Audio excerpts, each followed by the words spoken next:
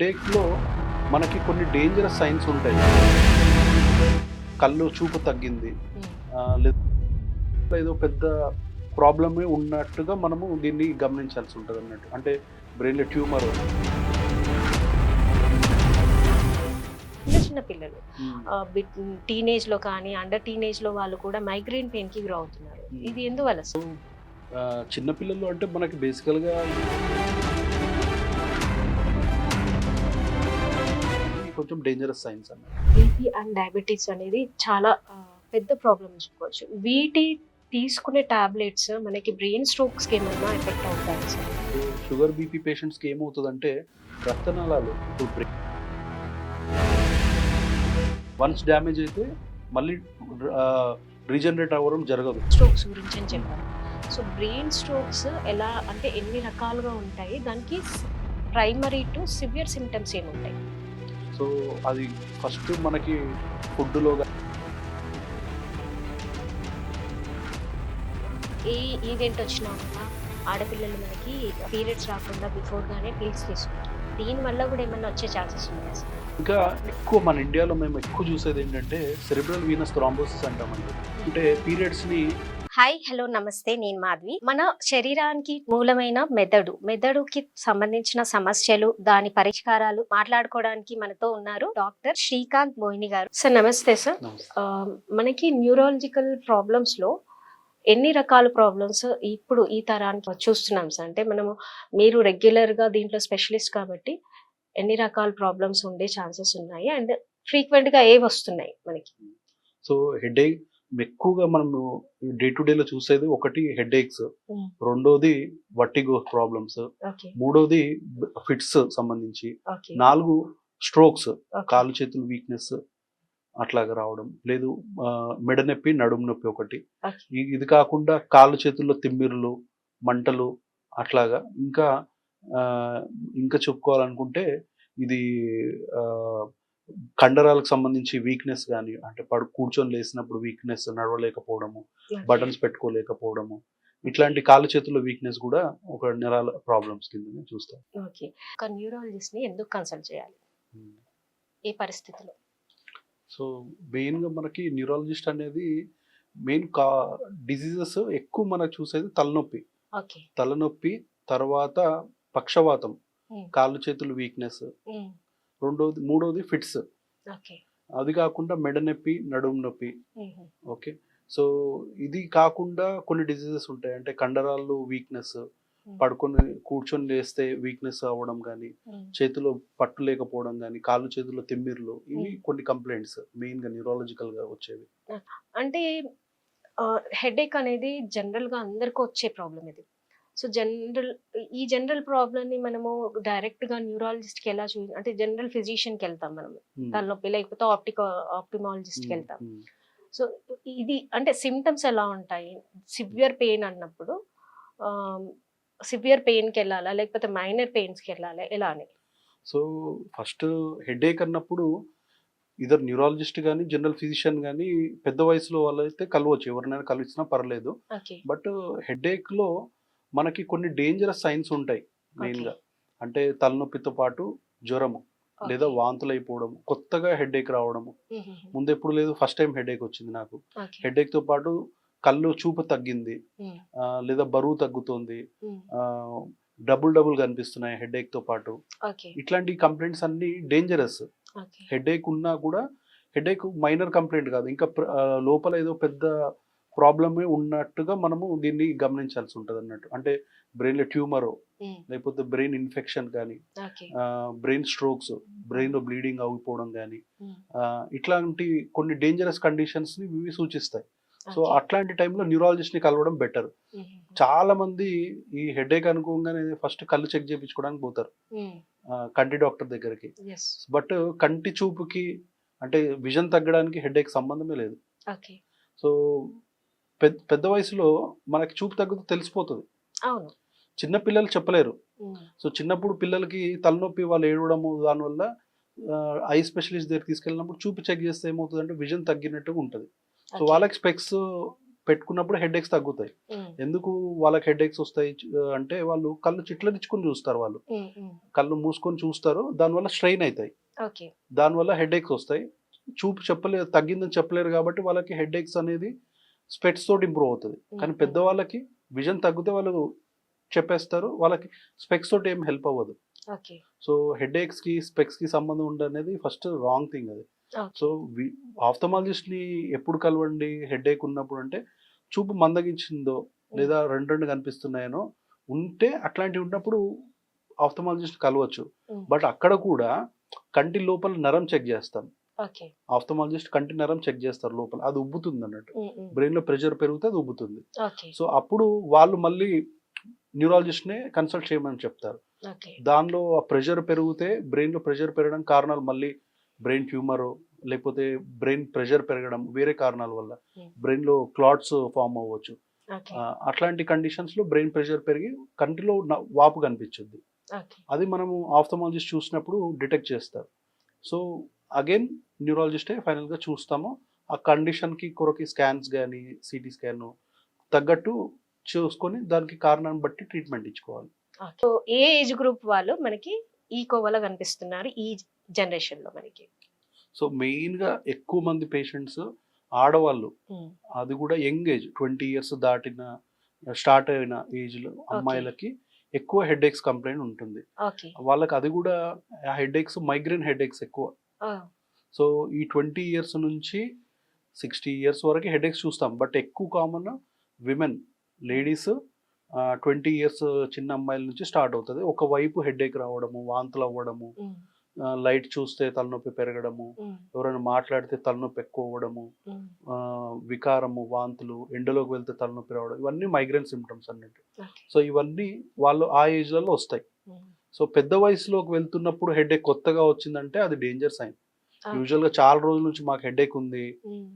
ఇప్పుడు దాని కొరకే వచ్చామంటే అది మనము అంత సీరియస్ కాదు. బట్ పేషెంట్‌కి ప్రాబ్లమ్ అవ్వచ్చు. అంటే హెడేక్ వల్ల డే టు డే డిస్టర్బ్ అవుతుండొచ్చు. బట్ లైఫ్ థ్రెటనింగ్ అంటే ప్రాణ హాని లేని కండిషన్స్ ఉంటాయి అవి బేసికల్‌గా. బట్ పెద్ద వయసులలో వస్తుంది. ఫస్ట్ టైం నాకు వచ్చింది హెడేకు. ముందెప్పుడు లేదు.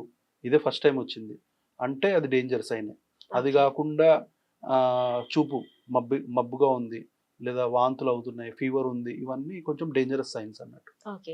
20+ వాళ్ళకి మనకి మైగ్రేన్ పెయిన్స్ వచ్చే అవకాశాలు ఎక్కువున్నాయి ఇప్పుడు ఈ జనరేషన్‌కి అంటున్నారు. అండ్ నెక్స్ట్ పెద్ద ఏజ్ వాళ్ళకి సివియర్ హెడేక్స్ వస్తే మనకి అది సీరియస్‌గా తీసుకునే ఇష్యూ అంటున్నారు. సో మైగ్రేన్స్ అనేది ఇప్పుడు నేను చూసిన వరకి అంటే ఈవెన్ మన ఇళ్ళల్లో కూడా చిన్న పిల్లలు కూడా ఈవెన్ చిన్న చిన్న పిల్లలు టీనేజ్‌లో కానీ, అండర్ టీనేజ్‌లో వాళ్ళు కూడా మైగ్రేన్ పెయిన్‌కి గురవుతున్నారు. ఇది ఎందువల్ల సార్?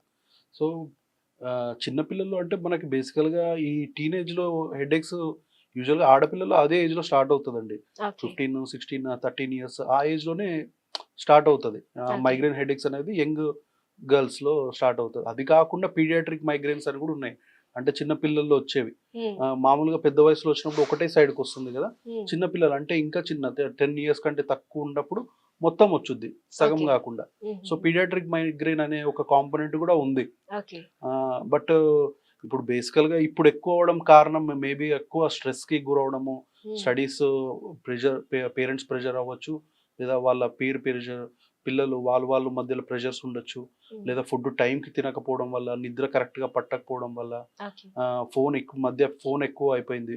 పిల్లలు స్క్రీన్ టైం ఎక్కువైంది. దానివల్ల కూడా జంక్ ఫుడ్, ఇవన్నీ మేబీ మనకి ముందు కంటే ఇప్పుడు ఎక్కువగా డిటెక్ట్ అవుతున్నాయి హెడేక్స్. దానివల్ల అయ్యుండొచ్చు. సో మేజర్‌గా లైఫ్ స్టైల్ ప్రాబ్లమ్స్, డిజార్డర్స్ అంటారు ఇవన్నీ. ఓకే. నెక్స్ట్ మీరు ఇప్పుడు పెద్ద ఏజ్ వాళ్ళన్నారు కదా! సో సీరియస్‌గా హెడేక్ వస్తుంది పెద్ద ఏజ్ వాళ్ళల్లో అంటే ఏ వయసు నుంచి ఇప్పుడు మీకొచ్చే పేషెంట్స్‌లో మీరు చూస్తున్నారు? అవి ఎంత సీరియస్ ప్రాబ్లమ్స్? ఓకే. సో ఇప్పుడు సీరియస్‌గా మనకి కొంచెం మనం గుర్తుపెట్టుకోవాల్సింది ఏంటంటే ఎప్పుడు సీరియస్ అనేది తెలియాలి పేషెంట్‌కి. హెడేక్ ఉంది. నాకు ఇది సీరియస్ అయిందని పేషెంట్ గాని, పేషెంట్ అటెండర్స్ గాని ఎప్పుడు గుర్తుపట్టాలంటే, ఒకటి వాళ్ళకి మొదటిసారి హెడేక్ వచ్చి ఉండాలి. ముందెప్పుడు లేదు. ఇది ఫస్ట్ టైం హెడేక్. అది ఏ ఏజ్ గ్రూప్‌లోనే అవ్వనివ్వండి. 20 ఇయర్స్, 30 ఇయర్స్, 40 ఇయర్స్ ఏజ్ గ్రూప్‌లో అయినా నాకు హెడేక్ ముందెప్పుడు లేదండి. ఇదే ఫస్ట్ టైమ్ రావడం. లేదా రీసెంట్‌గానే స్టార్ట్ అయింది. 1 డే, 2 డేస్, 3 డేస్ స్టార్ట్ అయింది. ఇది డేంజరస్ సైన్. ఓకే. సో, రెండోది ఫీవర్‌తో పాటు హెడేక్. అంటే బ్రెయిన్ ఇన్ఫెక్షన్ ఇండికేట్ చేస్తదది. దాంతో పాటు వాంతులు అయిపోవడము ఇదొకటి. ఇంకా ఎక్కువ మన ఇండియాలో మేము ఎక్కువ చూసేదేంటంటే సెరెబ్రల్ వీనస్ థ్రాంబోసిస్ అంటామండి. సో, ఇది ఆడవాళ్ళు ఓరల్ కాంట్రసెప్టివ్ పిల్స్ వాడతారు. అది ఓకే. బ్లీడింగ్ ఎక్కువ అవుతుంది తగ్గించుకోవడానికో లేదనుకుంటే పీరియడ్స్‌ని మళ్ళీ కన్సెప్షన్ అంటే ప్రెగ్నెంట్ అవ్వకుండా కూడా మందులు వాడతారు. సో, ఇది వాడినప్పుడు బ్లడ్ వెసల్స్ ఏదైతే వెయిన్స్ అంటామో చెడు రక్తం అంటే ఆక్సిజన్ తక్కువగా ఉన్న బ్లడ్‌ని గుండెకి తీసుకెళ్తాయో అవి బ్లాకేజ్ అయ్యే ఛాన్సెస్ ఉంటాయి. ఆ బ్లడ్ ఆ టాబ్లెట్స్ వల్ల. సో, అది లేదా ఆ టాబ్లెట్స్ వాడడం వల్ల అయ్యుండొచ్చు. లేదా డెలివరీ తర్వాత ఏం చేస్తారంటే వాటర్ తక్కువ ఇస్తారు. అమ్మాయి అది డెలివరీ అయిన లేడీస్‌కి వాటర్ తక్కువ ఇస్తారు. ఏదో పాలు చిక్కగా వస్తాయి బేబీకి అని చెప్పి వాటర్ తక్కువ ఇయడము. లేదా ఆ డెలివరీలో బ్లీడింగ్ ఎక్కువ అయిపోవడము. ఈ 2 కాంప్లికేషన్స్ వల్ల ఏమవుతదంటే వాళ్ళకి మళ్ళీ ఇదే విధంగా బ్లడ్ వెసల్స్ క్లాట్ అయ్యే ఛాన్సెస్ ఉంటాయి. సో, దీనిలో ఏందంటే మనము మెయిన్‌గా యంగ్ విమెన్ డెలివరీ తర్వాత వాళ్ళకి ఇట్లా తలనొప్పి వచ్చిందనో, లేదా నార్మల్‌గానే వాళ్ళకి బ్లీడింగ్ ఎక్కువై వాళ్ళు టాబ్లెట్స్ ఇట్లా వాడుతున్న అమ్మాయిలలో తలనొప్పి వచ్చిందనుకోండి, ఈ కన్సిడర్స్ చేస్తాము. Cerebral okay. వీనస్ థ్రాంబోసిస్ అని ఒక కండిషన్ ఉంది. అది డేంజరస్. But treatable. అంటే అది టాబ్లెట్స్ తోటి ట్రీట్మెంట్ బాగా రెస్పాండ్ అవుతారు. వాళ్ళ హెడేక్‌తో పాటు ఫిట్స్ రావడము, ఆహ్, ఆ ఏరియా ఎక్కడైతే బ్లాక్ అయిందో దానివల్ల కాళ్ళు చేతుల్లో వీక్‌నెస్ రావడము, అంటే పక్షవాతం లాగానే ప్రెజెంట్ అయిపోతది. బట్ స్టార్ట్ అవ్వడం హెడేక్‌తో స్టార్ట్ అవుతది.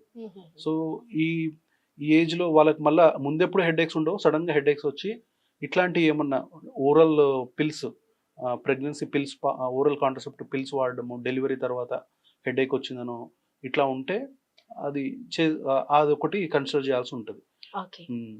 సో, ఇప్పుడు మీరు చెప్పిన విధానం ప్రకారము అంటే లేడీస్‌లో ఈ ఆఫ్టర్ డెలివరీ వాటర్ ఇంటేక్ తక్కువ లేదు అంటే మనకి కాంట్రసెప్టివ్ పిల్స్ వాడడం వల్ల అంటున్నారు.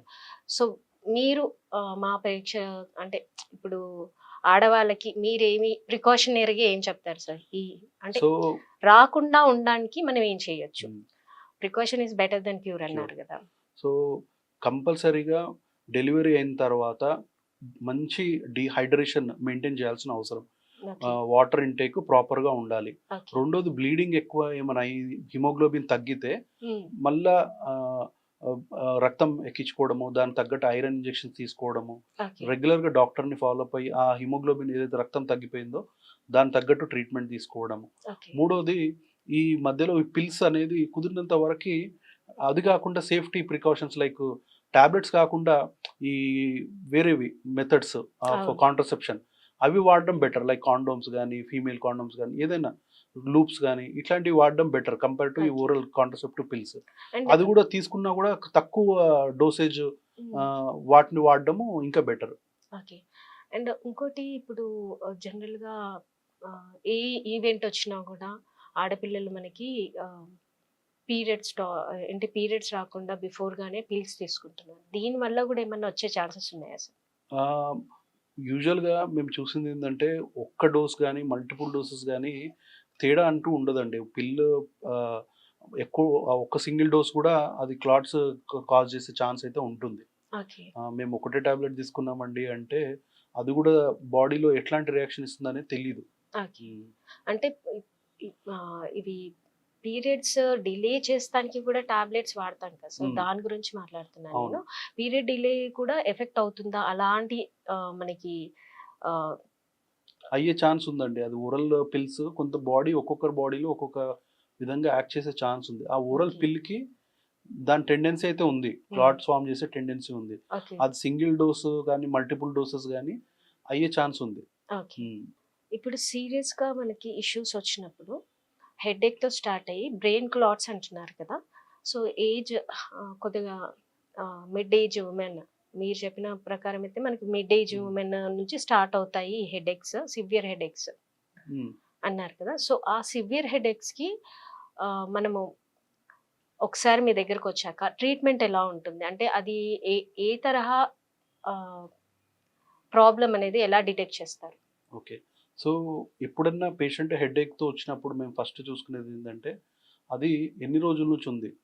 అది రీసెంట్‌దయితే దాన్ని కొంచెం సీరియస్‌గా కన్సిడర్ చేస్తాం. ఓకే. అదే చాలా రోజుల నుంచి ఉంది అంటే నాకు సంవత్సరం పైనుంచే ఉందండి, లేదా చాలా చిన్నప్పటి నుంచే ఉంది హెడేక్ హ్మ్. అని చెప్తే చాలా వరకు అది ప్రాణాంతకమైన కారణాలు ఏముండవు వాటిలలో. ఓకే. ఈ నార్మల్ మైగ్రేన్ హెడేకో, లేకపోతే టెన్షన్ హెడేకో, లేకపోతే స్ట్రెస్ వల్ల ఉండే దానివల్ల ఉంటాయి. హ్మ్. సో వాటికి యూజువల్‌గా కొన్ని టాబ్లెట్స్ అంటే ఫ్రీక్వెన్సీ ఎంతుందనేది గూడా చూస్తాం. అంటే ప్రతిరోజు వస్తుందా? లేకపోతే నెలకొకసారి వస్తుందా? ఎప్పుడో ఒకసారి వస్తుందా? ఓకే. రోజు రోజు వస్తుందంటే పేషెంట్ దానికి వల్ల ఇబ్బంది పడతారు. హ్మ్. సో దానికి టాబ్లెట్స్ ఉంటాయి. అంటే హెడేక్స్‌ని మళ్ళీ మళ్ళీ రాకుండా ఉంచే టాబ్లెట్స్ ఉంటాయి. ఓకే. సో అవి ఇస్తాం. దానివల్ల చాలా బాగా రెస్పాండ్ అవుతారు హ్మ్. పేషెంట్స్.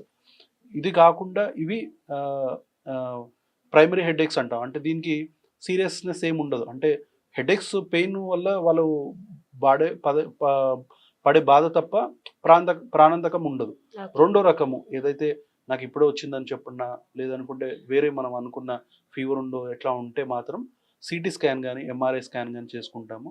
అందులో ఏమన్నా బ్రెయిన్‌లో బ్లీడ్ ఉందా? క్లాట్ ఉందా? హ్మ్. లేకపోతే ఇన్ఫెక్షన్ తాలూకు సూచనలేమన్నా ఉన్నాయా? ఓకే. ఇవి చూసుకొని దానికి తగ్గట్టు ట్రీట్మెంట్ చేసుకోవాల్సుంటది. ఓకే. హ్మ్. సో, ఇప్పుడు ఈ జనరేషన్‌లో మనకి అంటే ఎలాంటి కేసెస్ ఎక్కువొస్తున్నాయి సార్? విమెన్‌లో మనం మాట్లాడుకుంటే హ్మ్. విమెన్‌లో గాని, మెన్‌లో గాని ఎలాంటి కేసెస్ ఈ సివియారిటీ తోటొస్తున్నాయి? ఏ సివియారిటీ కేసెస్ ఎక్కువొస్తున్నాయి హ్మ్. మనకి? సో, ఎక్కువ అయితే ఇవి ఇన్ఫెక్షన్స్ అండి. Brain infections okay. ఎక్కువున్నాయి. అది గాకుండా ఈ cerebral venous thrombosis, hmm. Headache plus ఇది స్ట్రోక్ లాగా రావడము. ఇవి సెరెబ్రల్ వీనస్ థ్రాంబోసిస్ అని ఒకటి ఎక్కువగా ఉంటుంది. Okay. Brain infections, headache, fever అట్లా రావడము. ఓకే. మూడోది కొంచెం ఒబేస్‌గా ఉండి అంటే హ్మ్. కొద్దిగా లావుగా ఉన్న హ్మ్. హ్మ్. ఆడవాళ్ళు ఆహ్, ఆహ్, వాళ్ళకి హెడేక్‌తో పాటు కన్ను మబ్బుగా అవ్వడము. ఓకే. ఇట్లాంటి కండిషన్స్ ఉన్నాయి ఒకటి. హ్మ్. దాన్ని ఇడియోపతిక్ ఇంట్రాక్రేనియల్ హైపర్ టెన్షన్ అంటామండి. ఓకే. సో, వాళ్ళేం జెప్తారంటే హెడేకు వస్తుంది. దాంతో పాటు చూపు మబ్బుగా అవుతున్నాయి. హ్మ్. చెవిలో గియ్యని శబ్దం వస్తుంది. ఇట్లాంటి సింప్టమ్స్ ఒస్తాయి. చూస్తే వాళ్ళు మిడ్ ఏజ్ లేడీస్ ఉంటారు. వాళ్ళకి చూస్తే కంట్లో నరము వాపు ఉబ్బినట్టుగా కనిపిస్తుంది మాకు. ఓకే. సో, ఇదంతా ప్రెషర్ రైజ్ అవ్వడం వల్ల అవుతది. బట్ స్కాన్స్‌లో క్లాట్స్ ఏమి ఉండవండి. కాకపోతే ప్రెషర్ సైన్స్, బ్రెయిన్‌లో ప్రెషర్ పెరిగిన సైన్స్ ఉంటాయి. So, okay. ఈ 3 అనేవి చాలా ఎక్కువగా చూస్తున్నాం ఆడవాళ్ళలో. హ్మ్. ఇది గాకుండా మగవాళ్ళలో అయితే ఎక్కువగా వచ్చేది ఈ మైగ్రేన్ హెడేక్స్ కొంత. హ్మ్. ఇది గాకుండా క్లస్టర్ హెడేక్స్ అంటాం ఓకే. వాళ్ళలో. క్లస్టర్ హెడేక్స్ అనేవి మిడ్ ఏజ్ ఆహ్, మగవాళ్ళలో వస్తది. హ్మ్. ఆల్కహాలిక్స్ అంటే ఎక్కువ డ్రింక్స్ చేసుకునేవాళ్ళు. వాళ్ళకి గూడా మైగ్రేన్ లాగే ఒకే సైడ్‌కొస్తది హెడేక్. ఓకే. దాంతో పాటు కన్ను ఎర్రగా అయిపోవడము. హ్మ్. బట్ ఈ క్లస్టర్స్ అంటే ఏందంటే సంవత్సరంలో 3 నెలల్లో 3 నెలలకొకసారి వస్తుంది. కొన్ని రోజులుండి పోతుంది. ఓకే. బట్ వచ్చినప్పుడు చాలా విపరీతంగా ఉంటది. ఇది ఓకే. ఎక్కువ మగవాళ్ళలో మేము జూసేది. క్లస్టర్ హెడేక్స్, కొన్ని మైగ్రేన్ హెడేక్స్. అది గాకుండా సేమ్ ఇట్లాగే బ్రెయిన్‌లో ప్రెషర్ పెరిగిన సైన్స్ రావచ్చు. ఓకే. లేకపోతే వాళ్ళకి గూడా ఇట్లా క్లాట్స్ కూడా వచ్చే ఛాన్సెస్ ఉంటాయి. ఓకే. మీరు దీంట్లో బ్రెయిన్ ఇన్ఫెక్షన్స్ అని చెప్పారు. హ్మ్. ఈ బ్రెయిన్ ఇన్ఫెక్షన్ ఎందువల్ల వస్తాయి సార్ మీకు? సో, బ్రెయిన్ ఇన్ఫెక్షన్స్ ఒకటి ఇమ్యూనిటీ తగ్గిపోవడం వల్ల అండి. ఒకటి వాళ్ళు డయాబెటిస్ అయ్యుండొచ్చు వాళ్ళకి. ఓకే. లేదా ఆహ్, ఈ క్యాన్సర్ బాధితులు గాని. ఓకే. So, okay. సో, ఇట్లాంటి వాటిలలో అంటే పూర్ ఇంటేక్, హ్మ్. ఫీడింగ్ ప్రాపర్ లేక వాళ్ళు న్యూట్రిషన్ గూడా ప్రాపర్ లేదు. అట్లాంటి వాళ్ళు అంటే వాళ్ళు ఉండే కండిషన్స్ కూడా ఏమన్నా ఎక్కువగా క్లీన్లీనెస్ లేని చోట అట్లా ఉంటే వాళ్ళకి ఇన్ఫెక్షన్స్ తొందరగా వస్తాయి. ఓకే. ఎక్కువ డయాబెటిస్‌లలో ఎక్కువ కామన్‌గా ఉంటది. కామన్‌గా హ్మ్. మనం diabetes diabetes patients. Okay. Immunity power తక్కువ ఉంటది దాంట్లో. హ్మ్. ఇంకోటి ఇప్పుడు ఈ ఆహ్, కంప్లీట్ కేటగరీ అయిపోయింది కదా సార్ ఇది మనకి హెడేక్స్ ఇది హ్మ్. మొత్తం. సో, నెక్స్ట్ వచ్చేసి మీరు బ్రెయిన్ స్ట్రోక్స్ గురించని హ్మ్. చెప్పారు. సో, బ్రెయిన్ స్ట్రోక్స్ ఎలా అంటే ఎన్ని రకాలుగా ఉంటాయి? దానికి ప్రైమరీ టు సివియర్ సింప్టమ్స్ ఏముంటాయి? సో, ఆహ్, స్ట్రోక్ అనేది 2 రకాలండి బేసికల్‌గా. ఓకే. ఒకటి బ్రెయిన్‌లో బ్లీడ్ అయిపోవడము. ఓకే. రెండోది క్లాట్ అయిపోవడం. హ్మ్. బ్రెయిన్‌లో బ్లడ్ వెసెల్స్ క్లాట్ అయిపోవడం. హ్మ్. బ్లీడింగ్ అనేది యూజువల్‌గా బీపీ పేషెంట్స్‌లో ఎక్కువగా కనిపిస్తది. అంటే 40 సంవత్సరాలు గాని, దాని పైన హ్మ్. బీపీ హ్మ్. ఆల్రెడీ బీపీ ఉండొచ్చు. లేదా ఫస్ట్ టైమ్ డిటెక్ట్ అవ్వచ్చు. ఓకే. డిటెక్ట్ అయినప్పుడే బీపీ హై ఉంటది వాళ్ళకి. హుహుహు. 180, 190 వరకి రీచ్ అయిపోతది. హ్మ్. స్కాన్‌లో బ్రెయిన్‌లో బ్లీడ్ ఉంటది వాళ్ళకి. సీటీ స్కాన్‌లో గాని. సో, వీళ్ళకేందంటే హెడేక్స్, వామిటింగ్స్ ప్లస్ పక్షవాతం సూచనలు. అంటే కాలు, చెయ్యి వీక్‌నెస్, మూతి వంకర, స్పృహ తగ్గి ఇట్లా ఉంటారు వీళ్ళు. ఓకే. ఓకే. సో, రెండో రకం ఏదైతే ఇస్కెమిక్ స్ట్రోక్ అంటామో అంటే బ్రెయిన్‌లో క్లాట్ అవ్వడం వల్ల. ఇది ఎక్కువ కామన్. 80% వరకు మనకి ఇదే ఈ కారణమే ఉంటది. అంటే బ్రెయిన్‌లో బ్లడ్ వెసెల్ క్లాట్ అవ్వడం. ఇది యూజువల్‌గా మనం ఎక్కువగా పెద్ద వయసే 50 సంవత్సరాలు పైననే చూస్తాం మనం. యూజువల్‌గా షుగరు, బీపీ ఉన్న పేషెంట్స్ ప్లస్ స్మోకింగ్, డ్రింక్స్ అలవాటు ఉన్నవాళ్ళు ఓకే. లేదా ఇది గాకుండా ఒబేసిటీ ఉభయకాయము ఎక్కువ ఎక్సర్సైజ్ చేయని వాళ్ళు, ఓకే. సెడెంటరీ లైఫ్ స్టైల్ ఉన్నవాళ్ళు మ్మ్. వీళ్ళకి ఎక్కువగా ఇవి వస్తదండి. వాళ్ళ సిమ్టమ్స్ ప్రకారం ఏంటంటే సడెన్‌గా ముందు ఎప్పుడు లేదు సడెన్‌గా కాళ్ళు, చెయ్యి వీక్‌నెస్, ఓకే. మాట తడబాటు, మూతి వంకర ఇది మనకు ఎక్కువ కనిపించింది. అది కాకుండా కొంతమందికి నడుస్తున్నప్పుడు తూలిపోవడం. ఓకే. అండ్ మింగడానికి ఇబ్బంది పడ్డము, కళ్ళు 2 కనిపించడము ఇట్లాంటివి గూడా కామన్‌గానే వస్తది. ఓకే. బ్రెయిన్ స్ట్రోక్‌లో ఇవి మెయిన్ సిమ్టమ్స్. సో ఇప్పుడు మేజర్‌గా మనకి బ్రెయిన్ స్ట్రోక్స్ అనేది high BP and bad habits వల్ల వచ్చే హ్మ్. వి అని చెప్తున్నారు కదా! హ్మ్. ఇవి మనం అంటే మెన్ కానీ, విమెన్ కానీ ఎవరిది రేషియో ఎక్కువుంది సార్? అంటే మనకి ఆడవాళ్ళలో ఎక్కువుందా? లేకపోతే మగవాళ్ళలో ఎక్కువుంది? ఇప్పుడు మీరు చూసే హ్మ్. పేషెంట్స్‌లలో? హ్మ్. మగవాళ్ళకే ఎక్కువుంటదండి. ఓకే. యూజువల్‌గా ఆడవాళ్ళకి కొంచెం స్ట్రోక్ రిస్క్ తక్కువుంటది. ఓకే. సో, ఈ షుగర్, బీపీ గాని, స్మోకింగ్ డ్రింక్స్ హ్యాబిట్స్ గాని ఎక్కువ మగవాళ్ళలో ఎక్కువగుంటది కాబట్టి, ఆడవాళ్ళకి కంపారిటివ్‌లీ స్ట్రోక్ రిస్క్ తక్కువ. ఓకే. హ్మ్. ఇంకోటి ఒక్కసారి అంటే మనకి సింప్టమ్స్ మీరు చెప్పిన ప్రకారం నమ్‌నెస్ గాని, లేకపోతే హ్మ్. ఇలాంటివి వచ్చినప్పుడు బేసిక్‌గా మనకి డౌట్ ఉంటుంది. హ్మ్. డౌట్ ఉన్నప్పుడు ఏం చేయాలి? ఒక పేషెంట్ ఆల్రెడీ బీపీతో హ్మ్. ఉన్నారు. నమ్‌నెస్ వస్తుంది. వాళ్ళకి ప్రైమరీ ఆహ్, అంటే ఎక్కడికెళ్ళాలి? ఏం హ్మ్. చేయాలి అనేది కరెక్ట్‌గా తెలిసి ఉండదు. హ్మ్. ఎలా డిటెక్ట్ చేయాలి అనేది ప్రాబ్లమ్‌ని. సో, అలాంటి వాళ్ళకి major primary to major steps ఏముంటాయి వాళ్ళకి? సో, మీకు మనకు ఫస్టు స్ట్రోక్ సిమ్టమ్స్ ఎట్లా ఉందనేది తెలియాలి. హ్మ్. వన్స్ తెలవగానే ఫస్ట్ ఇమ్మీడియేట్‌గా దగ్గరున్న హాస్పిటల్ ఏదైతే సీటీ స్కాన్ గాని, న్యూరాలజిస్ట్‌లు గాని, అట్‌లీస్ట్ ఫిజిషియన్ అవైలబుల్ ఉన్న హ్మ్. హాస్పిటల్ తీసుకెళ్ళాలి. ఓకే. సో, అక్కడ మినిమమ్ సీటీ స్కాన్ అన్నా అవైలబిలిటీ ఉండాలండి. ఓకే. సో, మనకి తెలిసిన సిమ్టమ్స్ ఏంటి? కాళ్ళు, చేతులు వీక్‌నెస్ గాని, హ్మ్. మాట తడబాటు, మూతి వంకర పోవడం, నడుస్తున్నప్పుడు తూలిపోవడం, 2 కనిపించడం. ఇట్లాంటి సిమ్టమ్స్ ఏదన్నా వస్తే ఇమ్మీడియేట్‌గా ఫస్ట్ థింగ్ 4:30 గంటల లోపల పేషెంట్‌ని హాస్పిటల్‌కి చేర్చాలి. ఓకే. 4:30 గంటలు ఎందుకు అంటున్నామంటే అది గోల్డెన్ పీరియడ్ అంటాం దాన్ని. హుహు. సో, ఈ 4:30 గంటల్లో ఏమైతుందంటే తీసుకెళ్ళినప్పుడు ఫస్ట్ సీటీ స్కాన్ చేస్తాం. చేయగానే అందులో బ్రెయిన్‌లో బ్లీడింగ్ ఉందా? లేదా? బ్లీడింగ్ లేదు. అంటే ఆ పేషెంట్‌కొచ్చిన స్ట్రోక్ సిమ్టమ్స్ ఏదైతే ఉన్నాయో క్లాట్ వల్ల. హ్మ్. సో, ఈ క్లాట్ కరిగించడానికి ఇంజెక్షన్ ఉన్నది. హ్మ్. థ్రాంబోలైటిక్ ఏజెంట్ అంటాం. హ్మ్. సో, అది ఫస్ట్ 4:30 గంటల్లో ఇస్తే బాగా పనిచేస్తుంది. ఓకే. ఓకే. సో, అందుకే ఆ 4:30 గంటల్లో మన పేషెంట్‌ని హాస్పిటల్ తీసుకెళ్ళి, ఆ స్కాన్ తీయించి, అది లేదు బ్రెయిన్‌లో బ్లీడింగ్ లేదు అంటే ఇమ్మీడియేట్‌గా ఆ ఇంజెక్షన్ ఇవ్వడానికి ప్రయత్నం చేయాల్సుంటది. ఓకే. హ్మ్. సో, ఇప్పుడు ఈ బ్రెయిన్ స్ట్రోక్స్ మనకి బ్యాడ్ హ్యాబిట్స్‌తో వస్తాయి. ఒక 4 అవర్స్‌లో గోల్డెన్ అవర్ హ్మ్. ఉంటుంది అంటున్నారు మీరు. ఈ గోల్డెన్ అవర్ తర్వాత కూడా మనకి పేషెంట్ అంటే ఒకసారి పక్షవాతం వచ్చాక పేషెంట్ ఎంత తొందరగా రికవర్ అవుతారు సార్? ఈ ఆహ్, గోల్డెన్ అవర్‌లో మనం ఇంజెక్షన్ హ్మ్. తీసుకుంటే? సో, గోల్డెన్ అవర్‌లో ఇంజెక్షన్ చేసాము. అది క్లాట్ మొత్తం కరిగి బయటికొచ్చిందంటే ఆ టైంలోనే ఇమ్మీడియేట్‌గా ఇంప్రూవ్ అయిపోతారండి. ఓకే. ఓకే. సో, మన ముందే పేషెంట్ ఏదైతే వీక్‌నెస్ ఉందో అది మళ్ళీ మన ముందే నార్మలైజ్ అయిపోతారు. ఓకే. అంటే ఓకే. ఎన్ని డేస్‌లో అదే. దానికేమన్నా పీరియడ్ ఉంటుందా అనేసి? సో, అదే అండి. స్ట్రోక్ ఆల్రెడీ డెవలప్ అయిపోయింది అంటే, యూజువల్‌గా ఆల్రెడీ కాలు, చెయ్యి మొత్తం వీక్‌నెస్ డెవలప్ అయిపోయింది. ఓకే. మనం ఇంజెక్షన్ ఇవ్వడానికి లేట్ అయిపోయిందో అనుకుంటే మాత్రము, ఆ వీక్‌నెస్ ఇంప్రూవ్ అవ్వడానికి యూజువల్‌గా 3-6 మంత్స్ అయితే మినిమమ్ పడతదండి. ఓకే. అది కంప్లీట్‌గా కూడా రికవర్ అవ్వదు. ఎందుకంటే బ్రెయిన్ అనేది ఆ టిష్యూస్ ఇర్రివర్సిబుల్ డ్యామేజ్ అన్నట్టు. ఓకే. వన్స్ డ్యామేజ్ అయితే మళ్ళీ ఆహ్, రీజనరేట్ అవ్వడం జరగదు. హ్మ్. ఓన్లీ దాని పక్కనున్న ఏదైతే టిష్యూ ఉంటదో నార్మల్ టిష్యూ హ్మ్. దాని పని దీన్ని తీసుకుంటది. ఓకే. దీన్ని సినాప్టిక్ ప్లాస్టిసిటీ అంటాం. హుహు. అంటే ఇంకొక ఒక పని చేసే మనిషి లేరు కాబట్టి ఇంకొక మనిషి ఆ పని చేస్తున్నట్టు.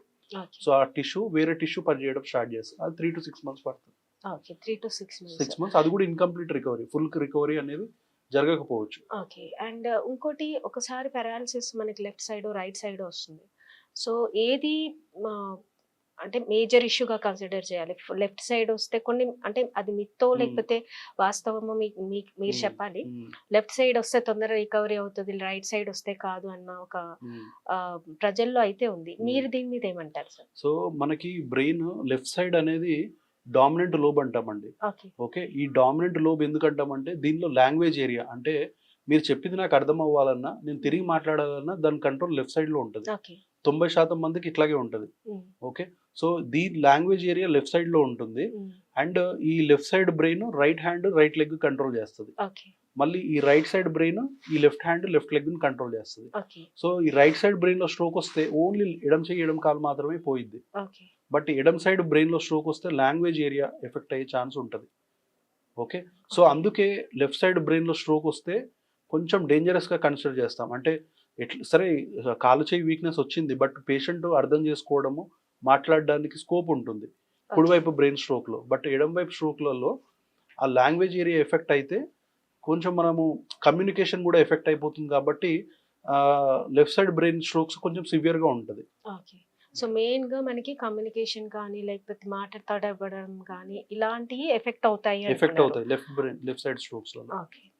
ఇవి కాకుండా ఇంకా అంటే మనకి న్యూరో సిస్టమ్ సంబంధించి ఇంకేమి ప్రాబ్లమ్స్ ఉంటాయి సార్? ఎక్కువ ఇంకా చూసేది మేము ఫిట్స్ అండి. ఓకే. ఆ! సో, ఇప్పుడు కాళ్ళు చేతులు కొట్టేసుకుంటూ కింద హ్మ్. పడిపోవడము, దెబ్బలు హ్మ్. తగలడం అనేది హ్మ్. మనం ఎక్కువగా చూస్తునే ఫిట్స్ ప్రాబ్లమ్.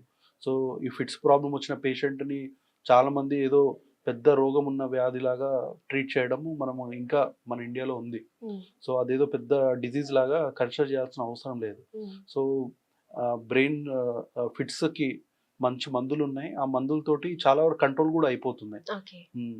సో, ఈ ఫిట్స్‌లో మనకి చిన్న పిల్లల నుంచి పెద్ద వయసు వరకు ఎక్కడ ఏ టైంలోనే రావచ్చు. ఓకే. మేజర్ అంటే మీకు తెలిసిన కాడికి మీరు చూసే కేసెస్‌లో జనరల్లీ ఏ ఏజ్ గ్రూప్ వాళ్ళు దీనికి గురవుతున్నారు సార్?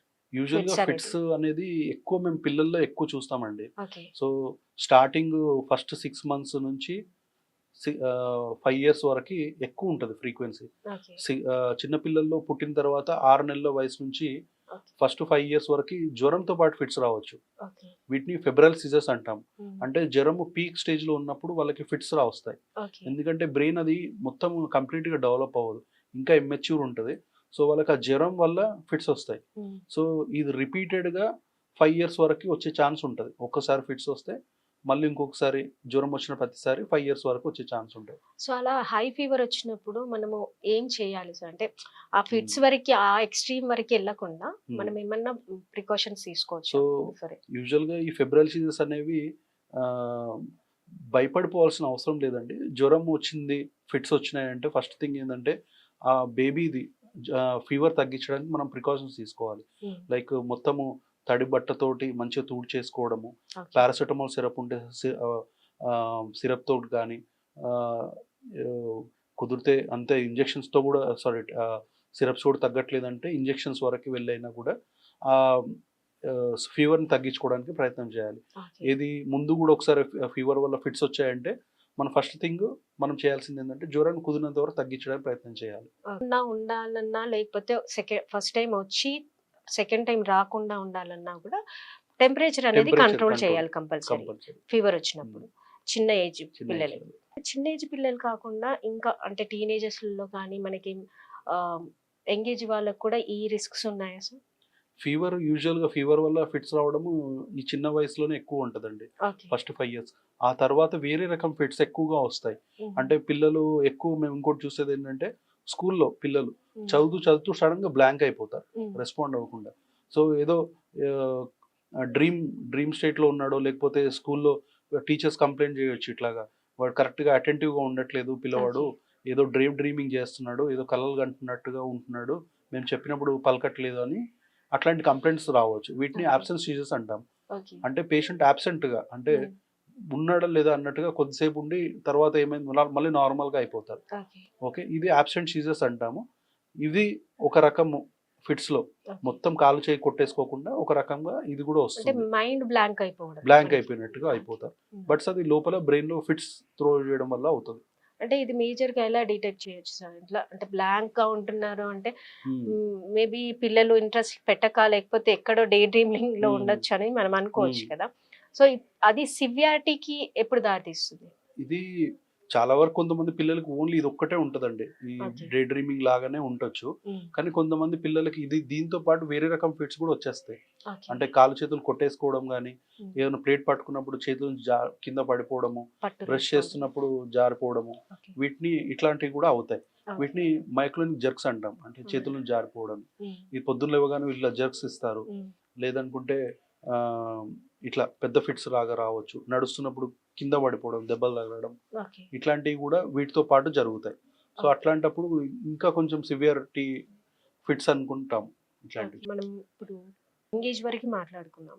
దీని తర్వాత కూడా ఫిట్స్ వచ్చే ఛాన్సెస్ ఉంటాయి. అంటే మిడ్ ఏజ్ గాని, లేకపోతే అబోవ్ హ్మ్. 40s గాని వీళ్ళకి కూడా ఫిట్స్ వచ్చే ఛాన్సెస్ ఉంటాయి. ఉంటాయండి. సో, ఈ టీనేజ్ 17 ఇయర్స్ దాని తర్వాత నుంచి మిగతావి ఉంటాయి. కొన్ని ఇడియోపతిక్ జనరలైజ్డ్ ఎపిలెప్సీస్ అంటాము. ఓకే. జెనెటిక్ ఎపిలెప్సీస్ అంటాం. హ్మ్. అంటే స్కాన్స్ చేస్తే నార్మలే ఉంటారు. ఓకే. బట్ ఫిట్స్ వస్తాయన్నట్టు. అన్ని రకాలు వస్తాయి. అంటే పెద్ద ఫిట్స్ వస్తాయి. కొంతమంది జర్క్స్ లాగా వస్తాయి. నడుస్తూ పడిపోవచ్చు. వీటిలలో ఏందంటే జెనెటిక్ కాంపోనెంట్ ఉంటది. అంటే హుహుహు. కంపల్సరీ వాళ్ళ పేరెంట్స్‌కి ఉంటదని కాదు. బట్ బాడీలో వాళ్ళకి ఆ జీన్స్‌లో ఆ టెండెన్సీ ఉంటది ఫిట్స్ వచ్చేది. ఓకే. సో, ఈ 17 ఇయర్స్ ఆ పైబడిన వాళ్ళు ఫిట్స్ వస్తున్నాయంటే ఇదొక కారణం చూస్తాం. అంటే స్కాన్స్ నార్మల్‌గా ఉండి ఫిట్స్ వస్తున్నాయి. అంటే ఈ ఏజ్‌లలో ఈ జెనెటిక్ ఎపిలెప్సీస్ గూడా కామన్ అన్నట్టు. అది ఓకే. కాకుండా కొన్ని డిసీజెస్ ఉన్నాయండి మనకి.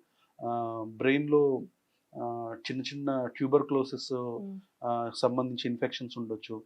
లేదా ఇప్పుడు సిస్టిక్ సర్కస్ అని కొన్ని ఇన్ఫెక్షన్స్ ఉన్నాయి. అంటే ఓకే. టేప్ వార్మ్ ఆ ఇన్ఫెక్షన్స్ బ్రెయిన్‌కి వచ్చినప్పుడు కూడా అవి బ్రెయిన్ కొంచెం డ్యామేజ్ చేసి తర్వాత ఫిట్స్ లాగా వస్తాయి. సో, ఆ టేప్ వార్మ్స్ బ్రెయిన్ వరకెళ్ళే ఛాన్సెస్ ఉన్నాయా సార్ అసలు? ఉన్నాయండి. సో, అది ఫస్ట్ మనకి ఫుడ్‌లో గాని హ్మ్. అది ఎంటర్ అయ్యి స్టమక్‌లో ఇన్ఫెక్షన్ కాజ్ చేయొచ్చు. హ్మ్. అక్కడి నుంచి స్ప్రెడ్ అవుతూ బ్రెయిన్‌కి గూడా అవి ఇన్ఫెక్షన్ పార్టికల్స్ చేరి అక్కడ ఓకే. గూడా బ్రెయిన్‌లో ఫిట్స్ లాగా త్రో చేస్తది. ఫిట్స్ కేటగిరీకి ఇప్పుడు ఈ కేటగిరీకి తీసుకుంటే మేజర్‌గా మనకి ఏమేమి ఉంటాయి? ప్రైమరీగా ఏ చెకప్స్ ఉంటాయి? సో, ఫిట్స్ వస్తున్నప్పుడు ఫస్ట్ టైమ్ మేము చూసుకునేదేంటంటే, ఎన్ని సార్లు వస్తున్నాయి? ఎప్పుడు స్టార్ట్ అయింది? ఏ ఏజ్‌లో స్టార్ట్ అయింది? దాని తర్వాత స్కాన్స్‌లో బేసిక్‌గా ఎంఆర్ఐ ఒకటి చూసుకుంటామండి. And EEG. దీనిలో మనకు ఒక ఐడియా వస్తుంది. Okay. A type of fits ఇది? హ్మ్. ఎంత సివియారిటీగా ఉంది? పేషెంట్‌కి దానివల్ల ఏమైనా ఇంజ్యూరీస్ అయినాయా? దీన్ని బట్టి మనము కొన్ని టాబ్లెట్స్ అయితే డెఫినిటివ్‌గా హెల్ప్ చేసేవి ఉన్నాయి దీనిలో. ఓకే. ఇంకోటి ఇప్పుడు టేప్ వార్మ్ అన్నారు కదా! ఇది కూడా ట్రీటబులేనా? మనకి టాబ్లెట్స్ త్రూ ట్రీటబులా? డెఫినిట్‌గా ట్రీటబుల్ అండి ఇది ఓకే. ఇన్ఫెక్షన్. సో, ఆహ్, కొన్ని ఆ ఇన్ఫెక్షన్ తగ్గించే టాబ్లెట్స్ ఉన్నాయి. మనకి ఈ సిస్టిక్ సర్కస్ అనేది బేసికల్‌గా కొంతమంది famous personalities like Leander Paes garu మన హ్మ్. టెన్నిస్ హ్మ్. స్టార్. తనకు హ్మ్. గూడా ఇట్లాంటిది సఫర్ అయ్యారు తను. So, okay. సిస్టిక్ సర్కై అనేది బ్రెయిన్‌కి చేరుకోవడం వల్ల తనకి ఇబ్బంది పడ్డారు. హ్మ్. సో, ఈ ఇన్ఫెక్షన్‌కి కరెక్ట్‌గా మనం టాబ్లెట్స్ ఇస్తే అది మొత్తం క్యూర్ అవుతది. ఓకే. ఫిట్స్ వరకి మనము టాబ్లెట్స్ కూడా దానితోటి ఫిట్స్ కూడా కంట్రోల్‌లో ఉంటాయి. ఓకే. పిల్లలలో మనకి కామన్‌గా పిల్లలు ఆడుతూ, ఆడుతూ పడిపోవడము, ఇలాంటివి చాలా జరుగుతుంటాయి.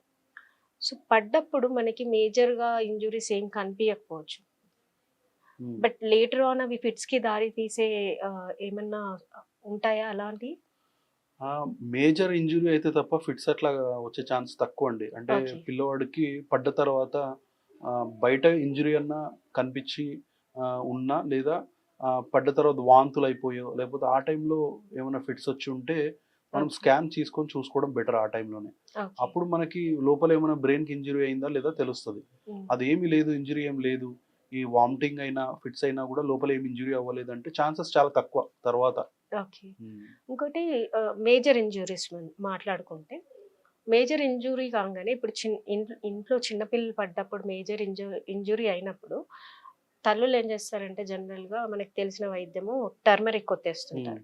సో, ఇది ఎంతవరకు కరెక్ట్? అంటే బ్లీడ్ అవుతుంది, కట్ హ్మ్. అయిపోయింది, బ్లీడ్ అవుతుంది. టర్మరిక్ పెట్టారు. హ్మ్. సో, ఇది ఎంతవరకి కరెక్ట్? టర్మరిక్ పెట్టడంలో తప్పేం లేదండి. అది ఓకే. పెట్టొచ్చు. కాకపోతే బ్లీడ్ దాంతోటే ఆగదు. కొంచెం ఏదైనా ప్రెషర్ పెట్టుకోవడం బెటర్ దానిపైన. ఓకే. ఏదైనా కర్చీఫ్ తోటైనా ఏదన్నా క్లీన్ క్లాత్‌తో హ్మ్. దాని పైన కొంచెం ప్రెషర్ పెడితే అది బ్లీడింగ్ అక్కడైతే బ్లడ్ వెసల్స్ ఏవైతే కట్టి ఉన్నాయో అది ఆగడానికి హెల్ప్ అవుతది. టర్మరిక్ బేసికల్‌గా యాంటీబయోటిక్ ప్రాపర్టీస్ ఉన్నాయని పెడతారు వాళ్ళు. సో, దాంతో ప్రాబ్లమ్ ఏం లేదు. బట్ ఆ బ్లీడింగ్ తగ్గించి ఆపడానికి మనం ఏదైనా ఒక ప్రెషర్ పెట్టుకున్నా కొంచెం హెల్ప్ అవుతది. అంటే మేజర్‌గా మనము ఇంజ్యూర్ కాగానే కడగడము ఇలాంటివి చేస్తుంటాం. సో, అలాంటివి చేయొచ్చా లేదా హెడ్‌కి ఎస్పెషల్లీ? హ్మ్. చేయాలండి. అది హెడ్ ఇంజ్యూరీ ఎక్కడ ఇంజ్యూరీ అయినా గూడా సో, ఏదైనా డస్ట్ గాని, ఏదైనా పడ్డ క ఫ్లోయింగ్ వాటర్‌లో అది క్లీన్ చేసుకోవడము, కుదిరితే సోప్ గూడా పెట్టి క్లీన్ చేసుకోవాలి.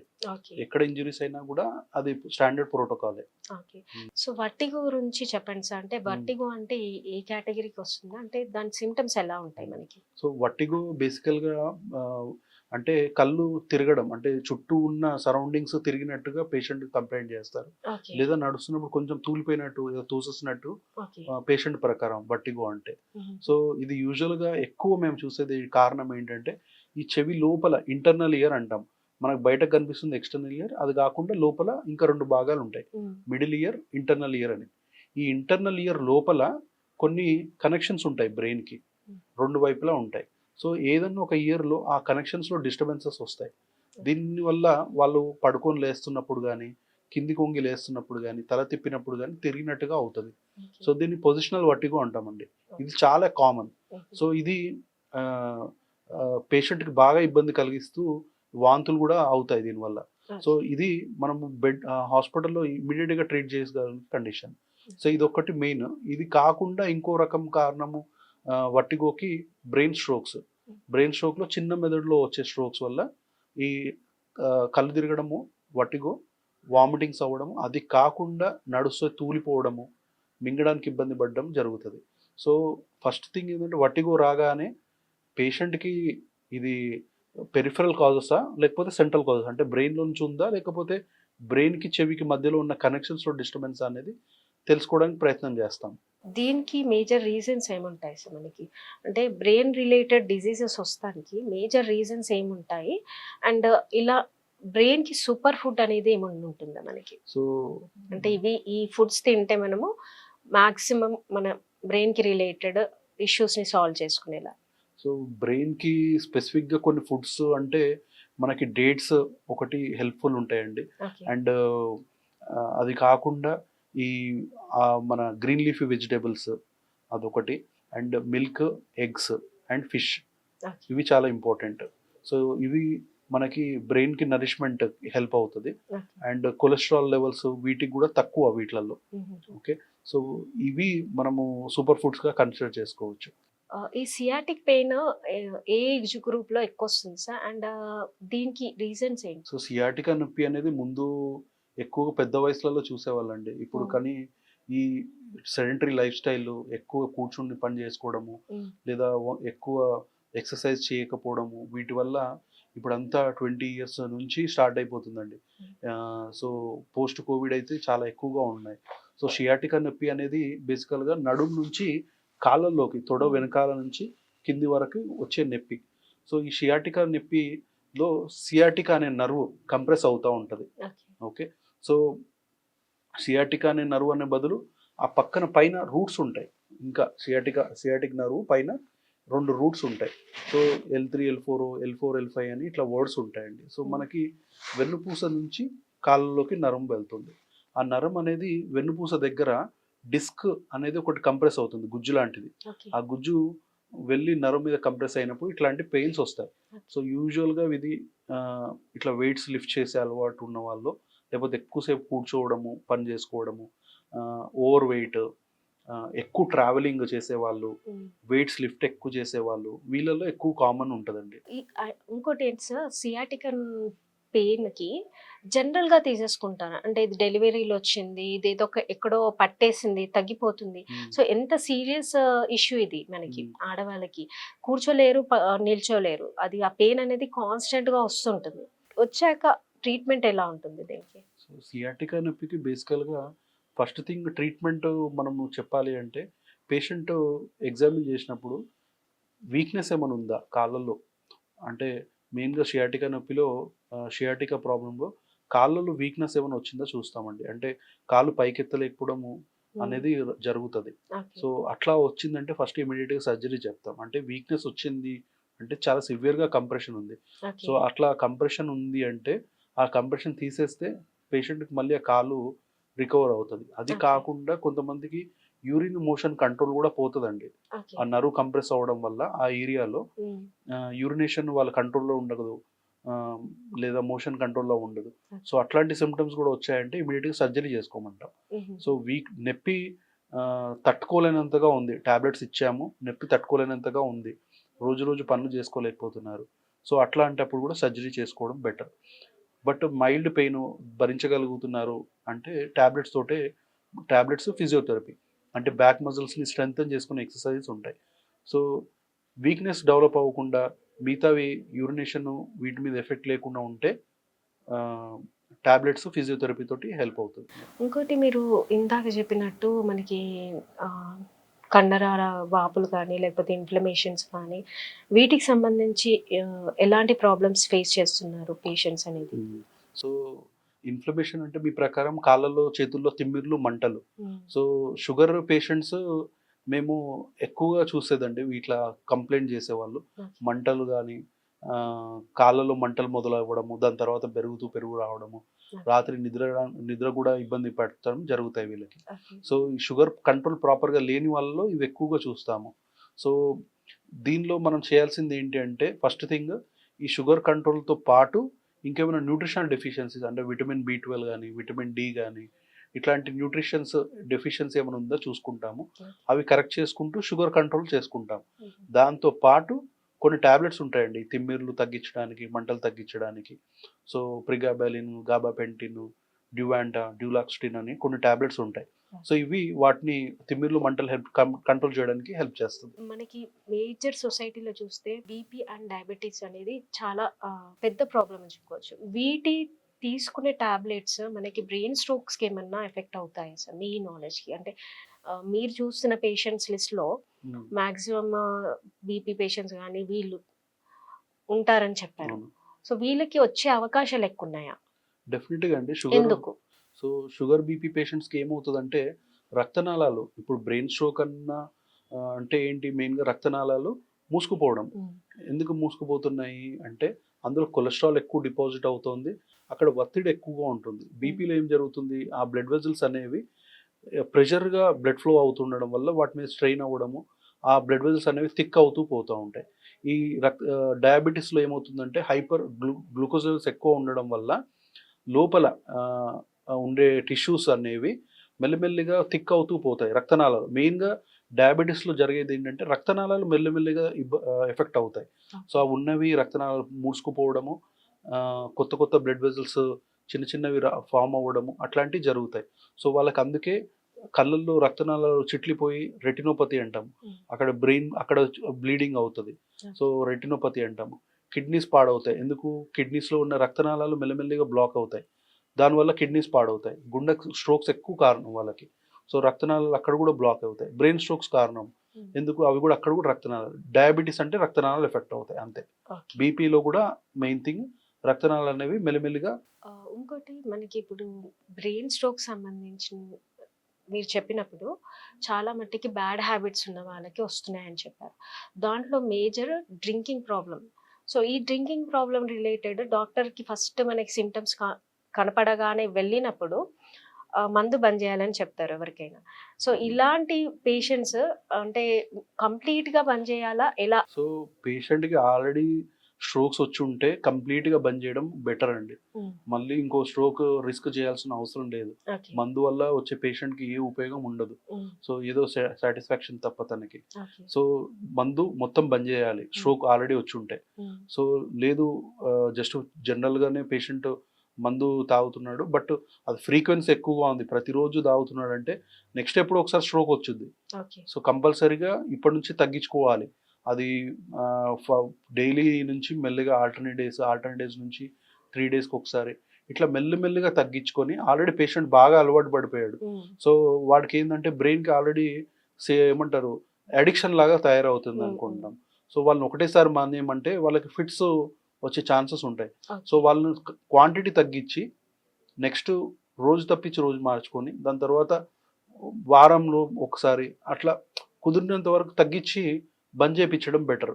ఒకటేసారి బంద్ చేయించడం కన్నా ఆల్ ఆఫ్ ఎ సడన్ మానేయకుండా మానేయకుండా చిన్న చిన్నగా చిన్నగా మానేసేయాలి. అండ్ మానేయాలి. ఇది డ్రింకింగ్ కే వర్తిస్తుందా, ఏ బ్యాడ్ హ్యాబిట్స్ కన్నా వర్తిస్తుందా సార్? స్మోకింగ్ అయితే ఇంకా అది నో అండి. అది డ్రింక్స్ అన్నా అట్లీస్ట్ ఏదో మేము అలో చేస్తాము, అది కూడా స్లోగా స్మోకింగ్ ఈజ్ యూజ్లెస్ థింగ్. అది ఇంకా అది స్మోకింగ్ చేస్తున్నాడంటే దాన్ని మనం తగ్గించమనడము, అసలు వాడికి స్ట్రోక్ లేదు కాబట్టి ఇప్పుడు తగ్గించమని చెప్పడం కాదు, మానేయడం ఇంకా అంతే. ఓకే. సో స్మోకింగ్ సడన్ గా ఆపేస్తే ఫిట్స్ వస్తాయనో అట్లాంటి రిస్క్ కూడా ఏమి ఉండదు. ఓకే. సో స్మోకింగ్ కుదిరితే తను ఇమీడియట్ గా మానేసేయాలి.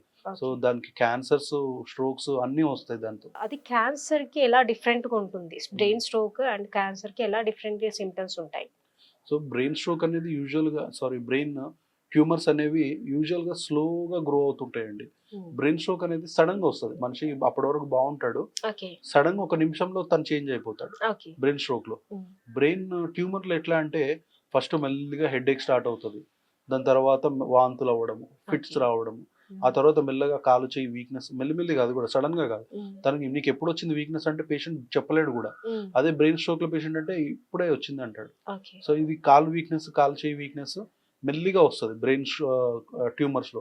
ఓకే. బ్రెయిన్ ట్యూమర్ లో సిమ్టమ్స్ కి కాజ్ మెయిన్ గా ఆ బ్రెయిన్ ట్యూమర్ వల్ల చుట్టుపక్కల ఉన్న నరాలన్నీ ఒత్తుకుపోతాయి, లేదా వాపు వస్తుంది.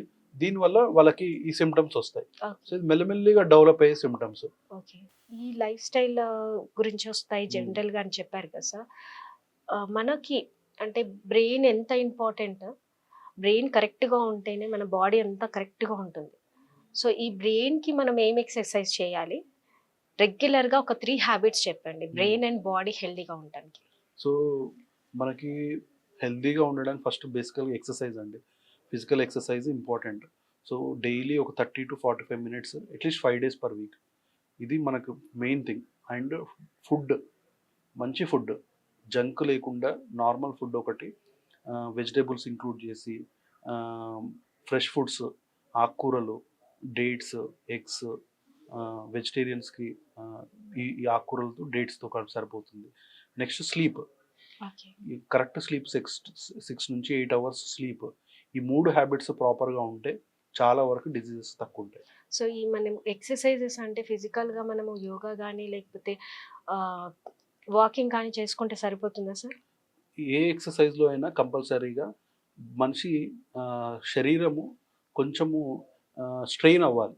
ఓకే. అంటే స్వెట్ రావాలి. స్వెట్ రావాలి అంటే స్వెట్ అని రాకపోయినా అట్లీస్ట్ తన బాడీ స్ట్రెయిన్ అవ్వాలి. సో కూర్చొని మెడిటేషన్ చేయడము అది కాకుండా యోగాలో ఏ దానిలో అయినా మజిల్స్ స్ట్రెయిన్ అవ్వాలి, దాని వర్క్ అవ్వాలి. సో అది రన్నింగ్ అవనివ్వండి, వెయిట్స్ ట్రైనింగ్ అవనివ్వండి, ఇట్లాంటివి చేయడం ఇంపార్టెంట్. ఓకే. మన శరీరానికి ప్రధాన కారణమైన న్యూరో సిస్టమ్ గురించి ఇంత వివరంగా చెప్పినందుకు థ్యాంక్ యూ సార్. మరో మంచి ప్రోగ్రామ్తో కలుస్తాము. ధన్యవాదాలు.